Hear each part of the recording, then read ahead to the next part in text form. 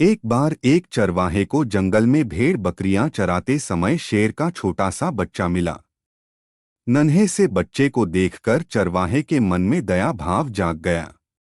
वह शेर के बच्चे को अपने साथ लेकर आ गया।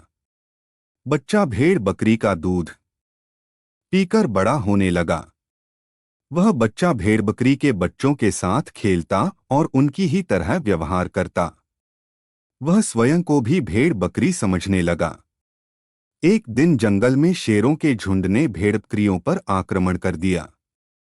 सभी भेड़बकरियां डर के मारे इधर उधर भागने लगे। उनको देख शेर का बच्चा भी भय से दौड़ने लगा। यह देखकर हमला करने वाली शेरों को बहुत हैरानी हुई। उन्होंने शेर को रोका और कहा, भेड़बकरियां तो डर कर भाग रही हैं, वह तो समझ में आता है। तू क्यों डर रहा है? तू तो शेर का बच्चा है।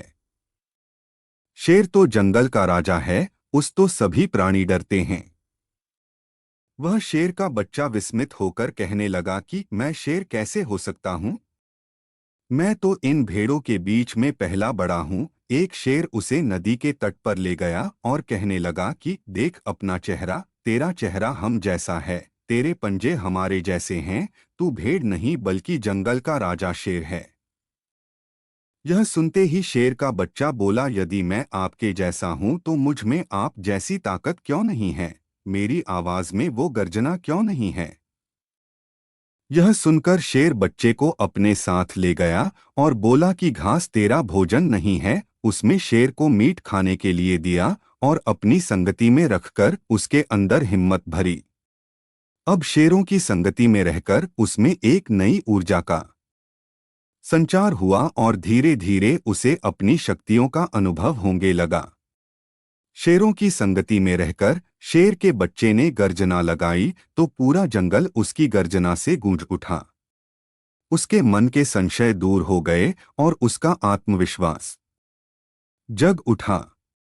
जैसे शेर स्वयं को भेड़ों की संगति में कमजोर मान रहा था, वैसे ही हम भी जीवन में कई बार ऐसे लोगों की संगति में होते हैं जो हमारे अंदर छुपी काबिलियत को समझ नहीं पाते और हम स्वयं को कमजोर मान लेते हैं और हमारे अंदर आत्मविश्वास की कमी हो जाती है। इसलिए आप जीवन में जैसे बनना चाहते हैं वैसे लोगों की संगति करें।